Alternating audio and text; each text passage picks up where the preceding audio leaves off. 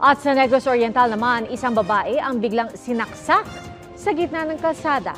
Ating saksihan. Naglalakad ang babaeng yan habang nakasunod sa kanyang isang lalaki. Maya-maya inundayan na ng saksak ang babae. Nakalakad pa ng ilang metro ang biktima hanggang sa tuluyan siyang bumagsak. Ang sospek umalis na parang walang nangyari. Isinugod sa ospital ang biktima pero wala nang buhay pagdating doon.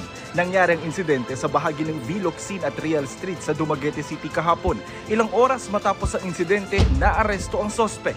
Yung CCTV natin nakatulong para ma-identify natin yung suspect. And through that CCTV, we were able to coordinate, locate itong suspect. Ayon sa sospek, nagawa niya ang krimen dahil sa gutom. Humingi raw siya ng limos sa biktima para sana bumili ng pagkain pero hindi umano siya binigyan. Sabi ng pulisya, ilang beses nang nahuli ang sospek dahil sa paggamit ng solvent at pagnanakaw.